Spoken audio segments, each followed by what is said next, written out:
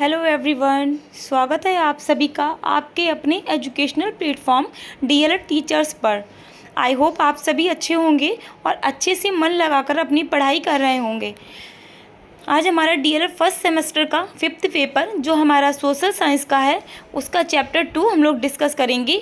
और इससे पहले की जो क्लासेस आपकी हुई हैं उसमें आपका सोशल साइंस का फर्स्ट चैप्टर जो है कंप्लीट करवा दिया गया है, तो आप लोग उन सभी क्लासेस को देखना मत भूलिएगा।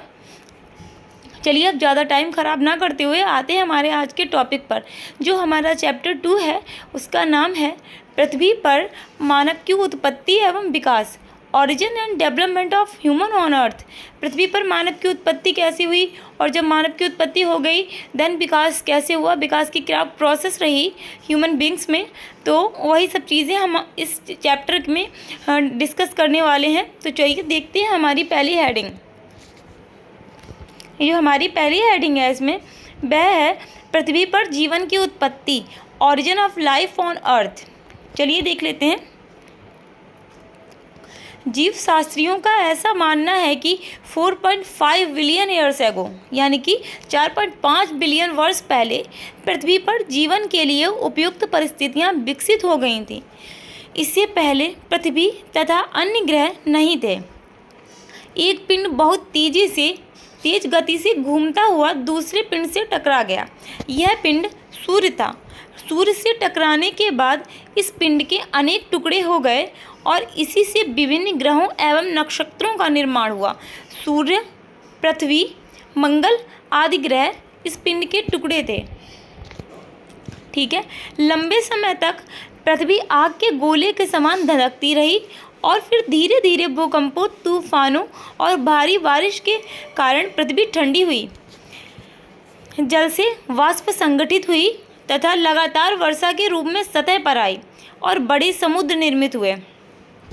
इस प्रकार सजीवों की उत्पत्ति हुई और इनके बाद जैव विकास की प्रक्रिया आरंभ हुई। ठीक है, ये था हमारा। चलिए समझ लेते हैं।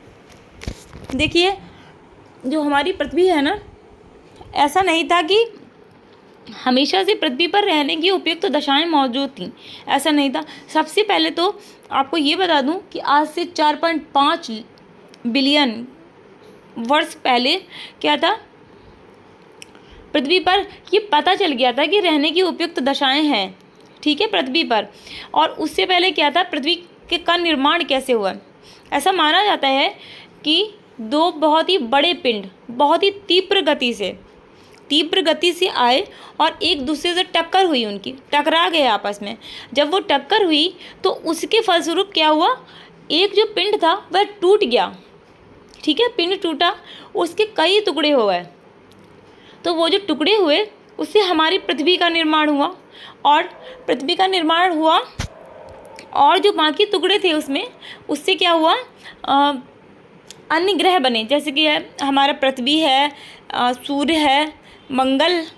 ठीक है, इन्हीं सब ग्रहों के टुकड़े थे। अब ये मान लीजिए सौरमंडल में कोई एक सूर्य नहीं है, लाखों सूर्य हैं सौरमंडल में। ठीक है, तो इसमें से जो टुकड़े हुए उससे सूर्य बना, पृथ्वी बनी, मंगल और जो भी हमारे ग्रह हैं उनका निर्माण हुआ। ठीक है, अब ऐसा नहीं हुआ एकदम से सडन कि पृथ्वी के टुकड़े हुए और पृथ्वी पर मनुष्य रहने लगा। एकदम सारी कंडीशंस ऐसी बन गई, पृथ्वी पर इतनी उपयुक्त दशाएं मौजूद हो गई कि मनुष्य रह सकता था उस पर। मनुष्य क्या, इवन कोई भी जो भी सजीव, कोई भी उस समय पर जब पृथ्वी का निर्माण हुआ था वहाँ पर जीवन यापन करना संभव नहीं था। अच्छा, रीज़न क्या था उसका, क्योंकि इतनी गर्म थी पृथ्वी कि वहाँ पर जीवन संभव ही नहीं था। ठीक है, फिर कैसे क्या हुआ, फिर बारिश होती गई। पृथ्वी का जो टुकड़ा, जो उस पिंड के टुकड़े हुए थे, जो पृथ्वी थी वह बहुत ही गर्म टुकड़ा था एक। वहाँ पर क्या हुआ, बारिश होती गई, तूफान आते गए, फिर वो बारिश धीरे धीरे सालों की प्रक्रिया, ये एक लॉन्ग लास्टिंग प्रोसेस थी। ठीक है, चलती गई और हजारों वर्षों की प्रक्रिया के बाद में पृथ्वी हमारी ठंडी हो गई। तो क्या हुआ, फिर वहाँ पर जीवन जीने की उपयुक्त दशाएं मौजूद हो गई। ठीक है, और वर्षा होती रही। ठीक है, जब वर्षा हुई पृथ्वी भी ठंडी हुई और जलवाष्प जो संगठित होता गया, उससे क्या हुआ, समुद्रों का निर्माण हो गया, बड़े बड़े समुद्र बन गए और पृथ्वी पर रहने की सभी दशाएं जो जो भी जीवन के लिए उपयुक्त दशाएं हमें चाहिए थी वह पृथ्वी पर आ गई। ठीक है, अब देख लेते हैं कि पृथ्वी पर चलिए जीवन के जीने के परिप्रेक्ष्य से पृथ्वी जो है हो गई हमारी उस लायक कि उस पर जीवन जिया जा सकता था। अब ये नहीं हुआ कि पृथ्वी पर जैसे ही जीवन जीने की उपयुक्त दशाएं हुई मनुष्य सबसे पहले आ गया। इसमें भी हमें कई चरण हैं हमारे, उनको हम समझ लेते हैं। सबसे पहले जो है जीवों की उत्पत्ति हुई और कैसे जीव हुए। वैज्ञानिकों ने जीवों की उत्पत्ति के बारे में विकास की निम्न अवस्थाएं बताई हैं। ठीक है, तो सबसे पहले जो अवस्था बताई है उसमें बताया सूक्ष्म एवं रीढ़ विहीन जीव। सबसे पहले जो आए वह सूक्ष्म और रीढ़ विहीन जीव थे। ये जीव अत्यंत सूक्ष्म एवं एक कोशिकीय थे। ठीक है, ये जीव जो थे बहुत ही छोटे थे ये और एक कोशिकीय थे, पर इनके बारे में ये नहीं बोला जा सकता कि ये जो कंप्लीटली कोई वनस्पति थे या जानवर पशु थे। मतलब क्यों? क्योंकि इनमें दोनों के लक्षण पाए गए थे। कुछ जो है इनके कैरेक्टरिस्टिक्स एनिमल से रिजेंबल करते थे, कुछ जो है वनस्पति से रिजेंबल करते थे। मेरा मतलब है कि मिलते थे। कुछ जो गुण थे वनस्पतियों की तरह लगते थे, कुछ जो गुण थे वे जानवरों की तरह लगते थे। तो इसीलिए कहा गया ये जीव अत्यंत सूक्ष्म तथा एक कोशिकीय थे। इनमें वनस्पति एवं पशु दोनों के लक्षण पाए जाते थे। ठीक है, और इसके बाद जो हमारे आए हैं वह आए हैं उभयचर जीव। अब उभयचर तो सभी को मालूम है कि जो जल में भी रह ले और स्थल पर भी रह ले। ठीक है, तो सूक्ष्म और रीढ़ विहीन जीवों के बाद में आए उभयचर जीव।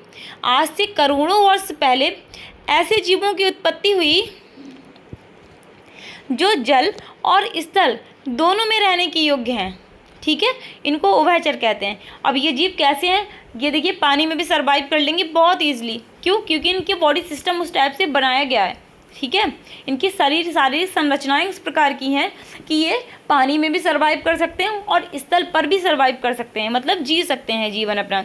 ठीक है, इसका उदाहरण है मेंढक। अब मेंढक आप देख लीजिए, पानी है, तालाब है, कुआं है, इसमें मेंढक रहते हैं ना, रहते हैं, बहुत ईजिली रहते हैं। ऐसा तो नहीं है कि अब वो स्थल पर ही रहेगा, पानी में सर्वाइव नहीं कर पाएगा, मर जाएगा, नहीं। और मछली की तरह भी नहीं है कि मछली को पानी से निकाल लेते हैं तो मेंढक को पानी से जैसे निकालेंगे मेंढक मर जाएगा, ये भी चीज़ नहीं है ना। तो मेंढक क्या है हमारा, किस कैटेगरी में आता है? उभयचर है ये। ठीक है, दोनों में रह सकता है। और इसके बाद जो हमारे आए हैं अंडज जीव। अंडज जीव आए हैं जो अंडों से उत्पन्न थे। जैसे कि इन प्राणियों की उत्पत्ति अंडों तथा बीजों से हुई है। अब बीजों से कैसे हुई? देखिए अंडों से तो जीवों की उत्पत्ति हुई, जैसे कि अंडे वाले, जैसे कि मेंढक हो गया, सांप हो गए, ये सब अंडज जीव हैं। और जो बीज है उससे पौधे बने होंगे ना। अब ऐसा तो नहीं है ना कि बीज से कोई पशु बन जाएगा। तो बीज से आप कॉन्सेप्ट समझ सकते हैं यहाँ पे कि बीजों से जो नए नए पौधों का जन्म हुआ और जो अंडज जीव थे उनसे भी संतानें नई बनी। जैसे कि सांप अंडा देता है ना, फिर उससे ही तो सांप की नई संतान उत्पन्न होती है ना, कि वो सांप के रूप में अंडे से बाहर निकलता है। तो उभयचर जीवों के बाद में अंडज जीव आए। एंड देन इसके बाद आए हमारे नभचर एवं स्तनपायी जीवों की उत्पत्ति। अब सारे बच्चों को पता है कि नभचर जो आकाश में विचरण करते हैं, मतलब उड़ते हैं। ठीक है, जैसे कि सारे पक्षी हो गए, वे जीव जो आकाश में विचरण करते हैं नभचर कहलाते हैं। ठीक है, इसका उदाहरण है तितली हो गई, तितली भी उड़ती है, मधुमक्खी भी उड़ती है, चिड़िया। ठीक है, सारे पक्षी। और इसके बाद हमारा है जो स्तनपायी प्राणी जगत का वह समूह जो अपने नवजात को दूध पिलाता है, स्तनपायी जीव कहलाता है। इसका उदाहरण है मनुष्य, गाय, भैंस, बकरी, ठीक है, ब्ला ब्ला आदि। ठीक है, ये सब हो गए हमारे कैसे स्तनपायी जीव। अब जो हमारा जो है चमगादड़ को हम पशु की श्रेणी में रखते हैं। क्यों रखते हैं? क्योंकि ये जो है एक जो है अपने बच्चे को फीडिंग कराता है, दूध पिलाता है ये चमगादड़। ठीक है, ये पक्षियों की भांति उड़ता भी है लेकिन जानवरों और मनुष्य की भांति अपने बच्चों को दूध पिलाता, इसलिए इसको पशु की कैटेगरी में रखा गया है। चलिए आगे बढ़ते हैं। 5वें जो चरण था हमारा, वहाँ पर मानव की उत्पत्ति और विकास हुई है। ठीक है, इतनी सब स्टेजेस को क्रॉस करने के बाद तब हुआ है मानव का विकास। चलिए देख लेते हैं। यहाँ पर आपको ये चीज़ इसलिए डिस्क्राइब नहीं करवाई गई है क्योंकि आपको भी नीचे की हेडिंग में मानव का विकास समझाया जाएगा। चलिए, हमारी नेक्स्ट हेडिंग है मानव का विकास, डेवलपमेंट ऑफ ह्यूमन। देखिए पहले पढ़ लेते हैं।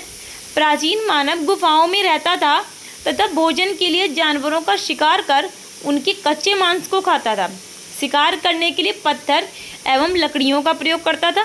धीरे धीरे मानव का विकास हुआ और मानव अनेक कार्यों को सीखा मानव ने। ठीक है, मानव विकास के क्रम को लगभग 40,000 वर्ष पूर्व मानव की उत्पत्ति हुई। मानव विकास के क्रम में लगभग 40,000 वर्ष पूर्व मानव की उत्पत्ति हुई, जिसे होमो सैपियंस कहा जाता है। ठीक है, अब चलिए देख लेते हैं। देखिए, मानव के विकास में सबसे पहले ये तो नहीं था कि अभी जितना डेवलप मनुष्य आपके सामने खड़ा है, क्या वैसा ही हमेशा था? हमारा पूर्वज जो थे, क्या हमारे ही तरह थे? डिफरेंसेस थे ना, बहुत ज़्यादा ही। क्या था? अभी हम घरों में रह रहे हैं, भोजन को पका के खा रहे हैं, वस्त्र भी पहन रहे हैं, और बहुत सारी हमारे ऐसे लाइफ स्टाइल्स हैं जो चीज़ें हम कर रहे हैं जो कि प्राचीन मानव नहीं करता था। प्राचीन मानव क्या था? उनके घर के तौर पे वो लाइक एनिमल्स की तरह, जानवरों की तरह कहाँ गुफाओं में रहते थे। ठीक है, और अच्छा आपको बताऊँ, सबसे पहले जो मानव था वो समूहों में भी नहीं रहता था। ठीक है, गुफाओं में रहता था और क्या करता था? अपना पेट भरने के लिए शिकार करता था जानवरों का। और जानवरों का शिकार करने के बाद, जैसे अब प्रेजेंट टाइम में जानवर, जैसे कि मान लीजिए शेर किसी का शिकार करता है तो क्या उस मांस को पका के खाता है? नहीं ना, कच्चा खाता है ना। तो इसी बात से जो प्राचीन मानव था गुफाओं में रहता था और शिकार कर लेता था जानवरों का और उनके कच्चे मांस को खा लेता था, क्योंकि उस समय मानव को भोजन को पकाने के बारे में ज्ञान नहीं था। इतना भी डेवलप नहीं हो पाया था मनुष्य कि वो ये चीज़ सोच सके कि हम भोजन को पका के स्वादिष्ट बना के खा सकते हैं। ठीक, तो गुफाओं में रहता था, कच्चे मांस का सेवन करता था शिकार करके। और शिकार कैसे करता था? पत्थरों का प्रयोग करता था, लकड़ियों का प्रयोग करता था। लकड़ी थी, लकड़ियों से जानवर को पीट दिया, पत्थर मार दिया उसको, उसके बाद उसके कच्चे मांस का सेवन कर लेता था। और फिर क्या है? मानव विकास के क्रम में लगभग 40,000 वर्ष पूर्व मानव की उत्पत्ति हुई, जिसे होमो सैपियंस कहा जाता था। ठीक है, मानव आज से 40,000 वर्ष पूर्व होमो सैपियंस की उत्पत्ति हुई। ठीक है, हमारा जो होमो सैपियंस की उत्पत्ति हुई, ठीक है, जिसको मानव की उत्पत्ति हुई, जिसको होमो सैपियंस कहा जाता था। ठीक, चलिए आगे बढ़ते हैं। अब होमो सैपियंस क्या है? होमो सैपियंस जो है हमारा लैटिन भाषा का शब्द है, जिसका अर्थ क्या है? बुद्धिमान मानव। जब थोड़ा सा डेवलप होने लगा मनुष्य, तब उसको होमो सैपियंस तभी कहा गया कि होमो सैपियंस की उत्पत्ति हुई, क्योंकि होमो सैपियंस का अर्थ ही है बुद्धिमान मानव। होमो सैपियंस जो वर्ड है ये लैटिन भाषा का शब्द है, जिसको अगर हम हिंदी में ट्रांसलेट करते हैं तो उसका अर्थ निकलता है कि बुद्धिमान मानव। ठीक है, अब क्या था? बुद्धिमान मानव ने धीरे धीरे घरों व समुदाय में रहना, आग का प्रयोग करना आदि कार्य सीख लिए और इस प्रकार मानव सभ्यता का जन्म हुआ। ठीक, अब जब होमो सैपियंस का मतलब ही था बुद्धिमान मानव, तो उसने कुछ ना कुछ तो चेंजेस किए होंगे ना, थोड़ा तो डेवलप किया होगा ना मनुष्य ने खुद को। अब क्यों कहा गया? क्योंकि उसने सीख लिया था। पहले तो मानव सेपरेट रहते थे ना एक दूसरे के साथ। भी मैंने आपको बताया था कि क्या था, ये लोग जो है ना संगठन में नहीं रहते थे, अलग अलग रहते थे, समुदाय बना के नहीं रहते, जैसे एक फैमिलीज रहती हैं ऐसे नहीं रहते थे। गुफाओं में रहते थे, कभी एक इधर रह रहा, कोई एक उधर रह रहा। फिर जब मानव के पास थोड़ा सा डेवलप होने लगा तो फिर उसने समुदायों में रहना प्रारंभ कर दिया। ठीक है, 5-6 लोग, 8-10 लोग आपस में मिलके रहने लगे, आग का प्रयोग करने सीख गए। तो आग का जब प्रयोग सीखा तो वो जो शिकार करते थे, कच्चा मांस खाते थे, उसको पका के खाने लगे। ठीक है, तो इनका ये माइंड डेवलप हुआ कि हम क्यों ना इस आग का प्रयोग करके इस मांस को पका के खाएं, तो ये ज़्यादा स्वादिष्ट हो सकता है। ठीक, तो ये सब चीज़ें डेवलप हुई, तो इस प्रकार से मानव सभ्यता का जन्म हुआ। ठीक है, अब चलिए आगे देखते हैं। स्रोतों व साक्ष्यों के अनुसार विद्वानों ने इतिहास को 3 भागों में बांटा। जो हमें स्रोत मिले हैं प्राचीन, और जो साक्ष्य प्राप्त हुए हमें, जब शोध किए गए तो साक्ष्य जो प्राप्त हुए, उसमें जो विद्वान हैं उन्होंने 3 स्टेजेस में बांट दिया इतिहास को, 3 चरण, 3 भागों में बांटा है। उसमें हमारा सबसे पहला जो है वह है प्रागैतिहासिक काल। ठीक है, इसके बाद क्या है हमारा आद्य ऐतिहासिक काल, और फिर है हमारा ऐतिहासिक काल। चलिए अब आपसे क्वेश्चन पुटअप किया जा सकता है ना ये कि इतिहास को कितने भागों में बांटा गया है, तो 3 भागों में बांटा गया है। कौन से 3 भाग? प्रागैतिहासिक काल,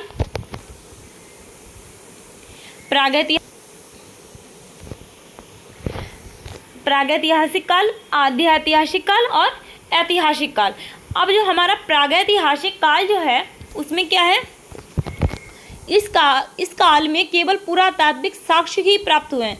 अब जो प्रागैतिहासिक काल था इसमें हमें सिर्फ साक्ष्य प्राप्त हुआ, हमें कोई लिखित सामग्री प्राप्त नहीं हुई। जैसे कि खुदाई हुई तो हमें वस्तुएं प्राप्त हो गई, जिससे हमें सभ्यता का पता चला कि हाँ यहाँ पर जो मानव रहता था इस प्रकार की चीज़ें वस्तुओं का प्रयोग करता था, ऐसी जीवन शैली थी उसकी। ये सब चीज़ें हमें प्राप्त वस्तुओं के आधार पर प्राप्त पता चली हैं।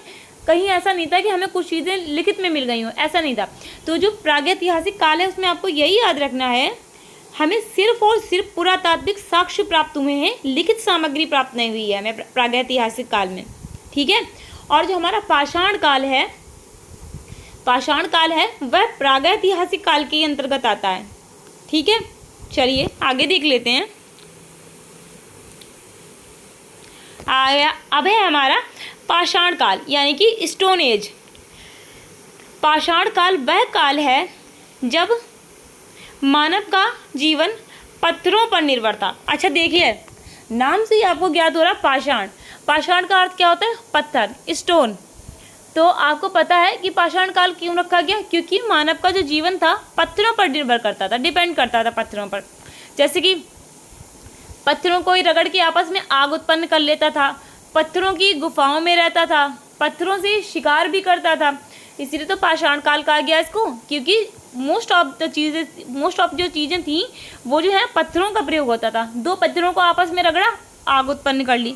ठीक है। गुफाएं बनाई रहने के लिए, तो क्या किया? पत्थरों की गुफाएं बनाई। उसके बाद क्या किया? पत्थरों से शिकार भी किया। ठीक है, क्या करता था? पाषाण काल है तो पत्थरों का प्रयोग करता था, पत्थरों की गुफाओं में रहता था, पत्थरों से शिकार करता था, पत्थरों को रगड़कर आग उत्पन्न करता था। ठीक है। उस समय मानव बिल्कुल असभ्य एवं जंगली जीवन व्यतीत करता था। पाषाण काल का जो मानव था बिल्कुल भी जंगलियों के भांति जीवन जीता था। जैसे कि उसको कुछ भी मालूम नहीं था, इतना तो बुद्धिमान मानव नहीं हो पाया था। तो उस समय मानव बिल्कुल असभ्य एवं जंगली जीवन व्यतीत करता था। धीरे धीरे मानव सभ्य जीवन की ओर बढ़ने लगा। ठीक है। पाषाण काल को 3 भागों में विभक्त किया गया है। अब आपसे देखिए 2016 और 2022 में आपसे क्वेश्चन पुटअप किया गया है कि पाषाण काल के बारे में बताइए, पाषाण काल को कितने भागों में विभक्त किया गया है। ठीक है, तो चलिए देख लेते हैं। ये हमारा है सबसे पहले पुरापाषाण काल, उसके बाद है हमारा मध्य पाषाण काल, उसके बाद है हमारा नवपाषाण काल। जो पुरापाषाण काल है हमारा पहला था। और एक चीज़ आप ध्यान रखिएगा, इनका जो टाइमिंग है इसको भी ध्यान में रखिएगा, इन केस आपसे पूछ भी सकते हैं। ठीक है। तो पाषाण काल को 3 भागों में विभक्त किया गया है। पहला पुरापाषाण काल, दूसरा मध्य पाषाण काल, तीसरा नवपाषाण काल। तो हमारा जो पुरापाषाण काल है उसको देख लेते हैं। पुरापाषाण काल के मानव जीवन की जानकारी पत्थर से बने औजारों उपकरणों से होती है। ठीक है। पुरापाषाण काल का जो मानव था उसके जीवन की जो जानकारी है वो पत्थरों से बने औजारों उपकरणों से प्राप्त होती है। ठीक है। मानव सभ्यता के प्रारंभिक काल को पुरापाषाण काल कहते हैं। जो मानव सभ्यता का प्रारंभिक काल था उसको कहते हैं पुरापाषाण काल। पुरापाषाण काल के मानव जीवन की विशेषताएं निम्न हैं। तो क्या विशेषताएं थी पुरापाषाण काल के मानव जीवन की, देख लेते हैं। इसमें सबसे पहला हमारा है निवास स्थान, कि किस तरह के घरों में रहते थे, क्या मतलब निवास किस प्रकार का था उनका। इस काल का मानव मुख्य रूप से गुफाओं, तालाबों, जल स्रोतों एवं नदियों की घाटियों के पास रहता था। ये खानाबदोश जीवन जीते थे। खानाबदोश जीवन मतलब इनका कोई एक जो है फिक्स नहीं थी जगह कि ये यहीं पर रहेंगे, चलते फिरते रहते थे, शिकार की तलाश में बढ़ते जाते थे, जहाँ शिकार मिल गया वहीं इन्होंने भोजन किया, रहने लगे। तो खानाबदोश प्रकार का जीवन जीते थे। शिकार और भोजन इकट्ठा करना उनके जीवन का मुख्य आधार था।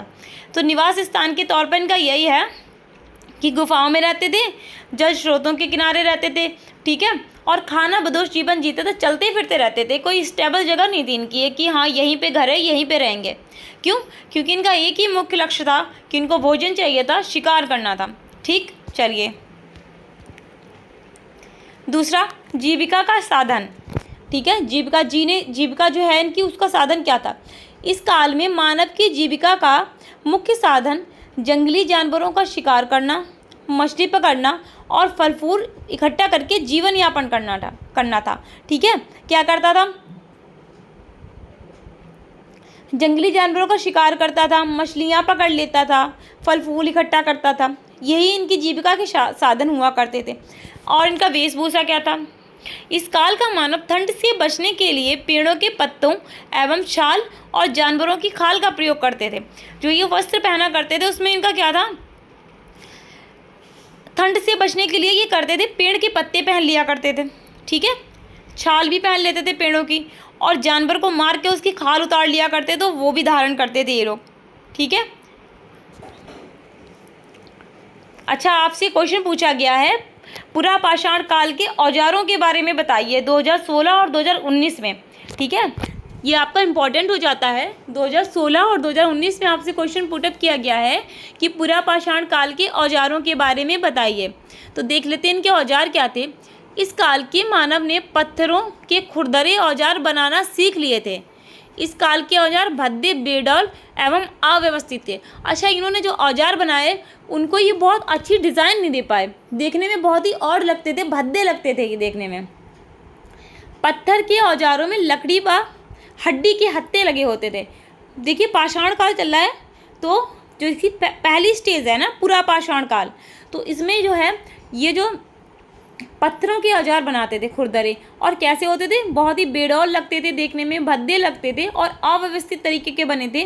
और इनमें जो ये हैंडल लगाते थे, हत्था लगाते थे पकड़ने के लिए, जो उसमें वो लकड़ी के होते थे या फिर हड्डियों के होते थे। ठीक है, इस काल के प्रमुख औजार कौन से हैं? गड़ासे हैं, कुल्हाड़ी है, कुठार है, रुखानी है और चाकू। ये चीज़ें ये बनाते थे, लेकिन इनका जो स्वरूप था, जो अब जो ये चीज़ें बनती हैं, कुल्हाड़ी है, चाकू है, देखिए देखने में उनको डिज़ाइन जो दी जाती है वो देखने में भद्दी नहीं लगती, पर ये लोग जो बनाया था इन लोगों ने वो व्यवस्थित तरीके से नहीं बना पाए थे। ठीक है, चलिए, और इसी काल में पुरापाषाण काल में ही आग की खोज हुई। तो आपसे क्वेश्चन पूछ सकते हैं कि आग की खोज किस काल में हुई? तो आपको बताना है पुरापाषाण काल। ठीक है, आग की खोज कब हुई? पुरापाषाण काल में। और आपसे क्वेश्चन 15 और 18 में पूछा भी गया है कि पुरापाषाण वो आग की खोज कब हुई। चलिए देख लेते हैं। मानव ने पत्थर से पत्थर को टकराकर आग जलाना सीख लिया। इस काल की सबसे महत्वपूर्ण उपलब्धि आग की खोज को माना जाता है। पुरापाषाण काल की सबसे महत्वपूर्ण उपलब्धि थी, वह थी आग की खोज। मानव आग का प्रयोग कर जंगली जानवरों से रक्षा, प्रकाश, मांस पकाने, ठंड से बचने के लिए करता था। अब जब मनुष्य ने आग का प्रयोग सीख लिया, आग के बारे में मनुष्य को पता चल गया, तो ये क्या क्या करता था? देखिए, जंगली जानवरों से अपनी रक्षा करता था आग को जला के, ठीक है, प्रकाश, रोशनी उत्पन्न कर लेता था, मसाले वगैरह कुछ ऐसा समथिंग बना लेते होंगे तो उसको जला के रख लेते होंगे तो उससे रोशनी हो जाती होगी। ठीक है, अब जो कच्चा मांस खा रहा था मनुष्य, उस मांस को पका के खाने लगा। कब? पुरापाषाण काल में मांस को पका के खाने लगा। और जब सर्दी होती थी तो आग को जला लेते थे, पत्ते वगैरह इकट्ठे कर लेते थे जंगलों में, आग को जला लेते थे, तो सर्दी से भी राहत रहती थी। ठीक है, चलिए, और इस काल की चित्रकारी क्या थी, कला क्या थी, देख लेते हैं। 2022 में आपसे क्वेश्चन पूछा गया है पुरापाषाण काल की कला या चित्रकारी के बारे में बताइए। इस काल के मानव ने प्रारंभ में गुफाओं की दीवारों पर कुछ रेखाएं खींचकर अस्पष्ट चित्र बनाए, लेकिन इस काल के अंत तक वह एक अच्छा चित्रकार बन गया। पुरापाषाण काल का जो स्टार्टिंग पीरियड था, जहाँ पर पुरापाषाण काल हमारा स्टार्ट हुआ, वहाँ पर जो मनुष्य था वो जिन गुफाओं में रहता था, वहाँ पर उन्होंने आड़ी तिरछी रेखाएं खींचनी प्रारंभ की। अस्पष्ट थी, ये समझा नहीं जा सकता था कि इन्होंने क्या बनाया है, क्या बनाने का प्रयास कर रहे हैं। और जैसे ही पुरापाषाण काल जो है ख़त्म होने की अवस्था तक आया, वहाँ पर ये जो मानव था पूरा पाषाण का एक अच्छा चित्रकार बन गया था। इसने बहुत फिर अच्छी अच्छी चीज़ों को बनाया गुफाओं की दीवारों पर। ठीक है, नेक्स्ट देख लेते संगठन। इस काल में मानव झुंड बनाकर शिकार करते थे। अब देखिए पहले मानव जो था अकेला रहता था, अब जो पूरा पाषाण काल में मानव जो है संगठन बना के रहने लगा। इस काल में मानव झुंड बनाकर शिकार करते थे और शिकार को बांट कर खाते थे, क्योंकि इस काल का मानव समझ चुका था कि जीवन जीने के है तो मिलजुल कर रहना पड़ेगा। पहले अपना अपना शिकार करते थे, खुद का खाते थे। अब जो है संगठन में रहकर शिकार करने लगे, आपस में मिलजुल कर और मिल बांट कर खाते थे। ठीक है, क्योंकि ये समझ चुके थे कि जो है यूनिटी में पावर है, अगर हम मिलकर रहेंगे साथ में तो जीवन अच्छे से जी पाएंगे और संभव भी है जीवन जी पाना तभी। ठीक है, तो हमारा पूरा पाषाण काल कंप्लीट हुआ। अब देखते हैं मध्य पाषाण काल। मध्य पाषाण काल तक आते आते मानव का विकास तीव्र गति से हुआ। वह समूह में रहने लगा। समूह का सबसे शक्तिशाली व्यक्ति नेता होता था। अब देखिए पूरा पाषाण काल में जो है, ठीक है, कोई एक जो है एक व्यक्ति को अपना नेता नहीं मानते थे ये। लेकिन जैसे जैसे मध्य पाषाण काल आया और मानव ने बहुत ही स्पीड से जो है उसका विकास हुआ। ठीक है, बहुत तीव्र गति से विकास हुआ। तो क्या हुआ, अब समूह में रहने लगा मनुष्य। ठीक, और जो एक समूह होता था, जैसे एक समूह उन्होंने बना लिया अपना, 5, 10, 20, 25 लोगों का पूरा समूह बना लिया। उसमें एक व्यक्ति जो सबसे शक्तिशाली होता था वह क्या होता था, उनका नेता होता था। ठीक है, उसको नेता मान लेते थे। फिर क्या हुआ, धीरे धीरे इन्हीं समूहों से परिवार तथा कबीलों का निर्माण हुआ। प्रत्येक कबीले का अपना एक सरदार होता था। समूह में रहने लगा व्यक्ति और समूह से रहते रहते धीरे धीरे परिवार की प्रथा आ गई कि अपना अपना परिवार होने लगा। ठीक है, और कबीले होने लगे। फिर कबीलों में जो क्या था, अभी एक नेता होता था समूह का। अब जो कबीले होने लगे तो कबीले का जो सबसे शक्तिशाली व्यक्ति होता था वह सरदार होता था कबीले का। ठीक, मध्य पाषाण काल में। अच्छा चलिए इनके जीवन की विशेषताएं देख लेते हैं मध्य पाषाण काल की। तो अब क्या है, मध्य पाषाण काल की जीवन की विशेषताएं। तो इनका निवास स्थान, कैसे रहते थे। इस काल के मानव गुफाओं एवं पहाड़ियों में रहते थे। इस काल के मानव को कृषि के विषय में कोई जानकारी नहीं थी। जो इनका निवास स्थान था, ये लोग कहाँ रहते थे, गुफाओं में रहते थे और पहाड़ियों में रहते थे। पर अभी तक मनुष्य को जो है यहाँ के पूरा पाषाण काल, मध्य पाषाण काल के मानव को अभी कृषि के बारे में जानकारी प्राप्त नहीं हुई थी। अब इनके औजार देख लेते हैं। आपसे 2016 में क्वेश्चन पूछा भी गया है आपका, औजार के बारे में बताइए मध्य पाषाण काल के। तो इस काल के मानव ने छोटे और सुडैल हथियारों का निर्माण करना सीख लिया था। इससे पहले हमारा पूरा पाषाण काल था, उन्होंने बहुत ही भद्दे अव्यवस्थित किस्म के बनाए थे औजार। पर जो मध्य पाषाण काल आया, यहाँ पे इन्होंने छोटे छोटे और सुडौल हथियारों का निर्माण करना सीख लिया था। इन हथियारों में लकड़ी के हत्थे लगे होते थे। ठीक है, लकड़ी के हत्थे लगाते थे। और जो पूरा पाषाण काल था वहाँ पर वो हड्डी और लकड़ी के लगाते थे, ये लोग लकड़ी के हत्थे लगाते थे। इस काल के प्रमुख औजार स्क्रैपर है, ट्राइजंग है, क्रेसेप्ट है, जर्पर है और फ्लिट चर्ट है। ठीक है, और कलसेडानी आदि हैं। ठीक, इस काल का मानव तीर कमान का प्रयोग करने लगा था, ये भी ध्यान रखिएगा। चलिए, पशुपालन। इस काल के मानव ने जानवरों से तालमेल बनाना प्रारंभ कर दिया था। इस काल में पर्यावरण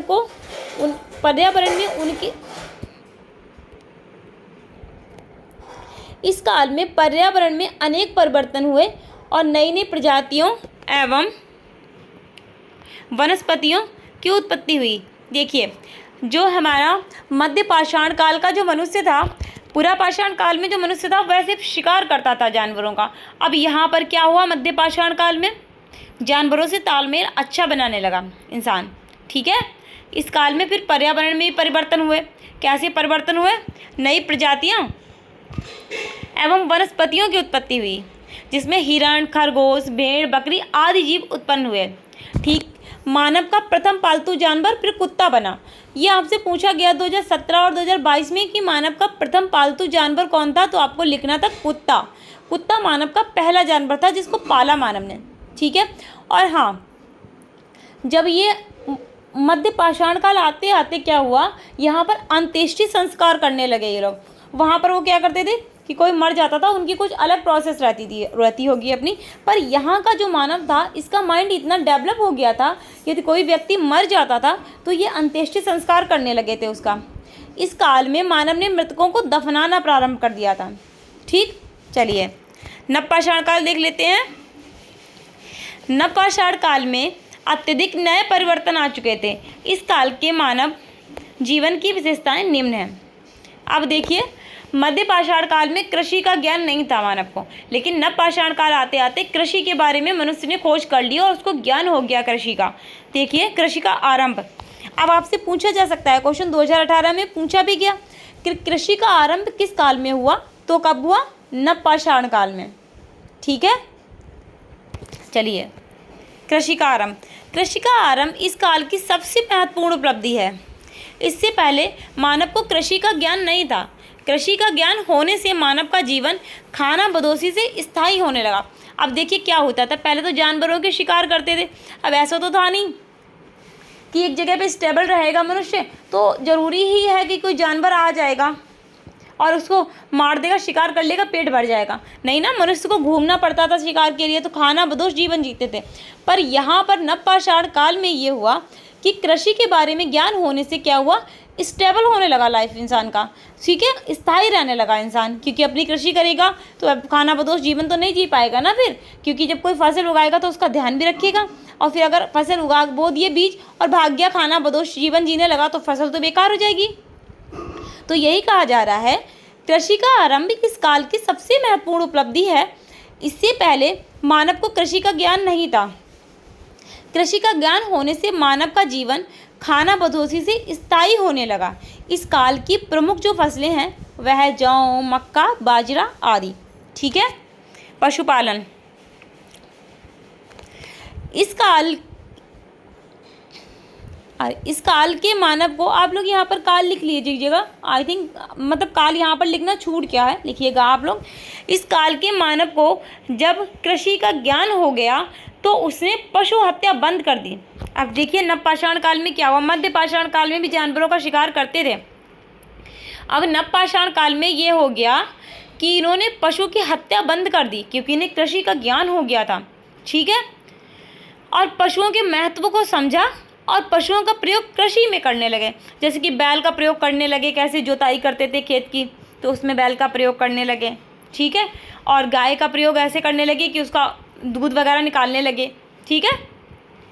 तो इस काल के मानव को जब कृषि का ज्ञान हो गया तो उसने पशु हत्या बंद कर दी और पशुओं के महत्व को समझा और पशुओं का प्रयोग कृषि में करने लगा। ठीक।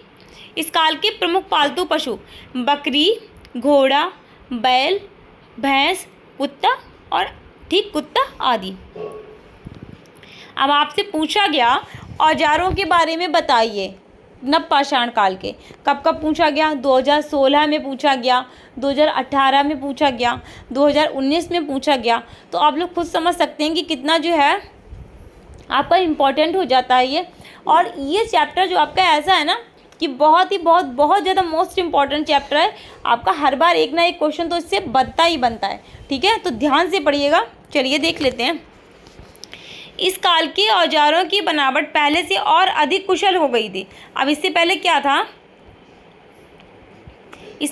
था, उन्होंने छोटे छोटे औजार बनाए थे मध्य पाषाण काल में, अच्छे औजार बनाने लगे थे। मगर नवपाषाण काल जब तक आया तब तक बहुत अच्छे से ये लोग बनाने लगे थे और उन्होंने अच्छे से बनाना प्रारंभ कर दिया। तो इसलिए कहा गया है इस काल के औजारों की बनावट पहले से और अधिक कुशल हो गई थी। ठीक है। इस काल के प्रमुख औजार कौन से हैं, हंसिया है, पत्थर की कुल्हाड़ी है, धनुष बाण है, भाला है, सुई है और कांटेदार बर्छी है। ठीक है। हड्डी और सींगों से भी औजार बनने लगे थे। हड्डी और जानवरों के जो सींग होते हैं ना और हड्डियाँ होती हैं उनसे भी ये लोग औजार बनाने लगे थे। अब देखिए नवपाषाण काल में क्या हुआ, अब जब आग की भी खोज पहले हो गई, ठीक है, तो अब जब पका के मांस खाने लगा तो मनुष्य को क्या हुआ, बर्तनों की आवश्यकता महसूस हुई। ठीक है, तो नवपाषाण काल में जो है बर्तनों का आविष्कार हुआ। ठीक, तो कैसे क्या हुआ देखते हैं। अब मानव को भोजन बनाने और उसके भंडारण के लिए बर्तनों की आवश्यकता लगी, तो मानव ने टहनियों व सीकों से टोकरियां बनाई और इन पर मिट्टी का लेप लगाकर आग में खाना पकाना सीख लिया। लोगों ने मिट्टी को विभिन्न आकार देने और सुखाने के तरीकों को सीखना शुरू कर दिया। नवपाषाण काल का महत्वपूर्ण आविष्कार मिट्टी के बर्तन बनाना था। देखिए, अब क्या लगा मनुष्य को कि भोजन पकाएंगे तो कैसे पकाएंगे, तो बर्तनों की आवश्यकता फील हुई। अब जब पका के रख लिया तो उसको भंडार करने, स्टोर करने के लिए भी ना, भोजन को संग्रहित करने के लिए भी बर्तनों की, किसी पात्र की आवश्यकता थी, तो इसलिए मिट्टी के बर्तन बनाए। सबसे पहले क्या किया, टहनियाँ और सीकों की टोकरियाँ बनाई और उस पर मिट्टी का लेप चढ़ा दिया। ठीक है, अब क्या था, जंगल थे तो वहाँ पर टहनियाँ और क्या कहते हैं, सीकें जो है ईज़िली अवेलेबल रहती होंगी ना, तो वहाँ पर उन्होंने वो चीज़ें संग्रहित की, इकट्ठे की और फिर क्या किया, उससे टोकरियाँ बना ली सीकों से, टहनियों से।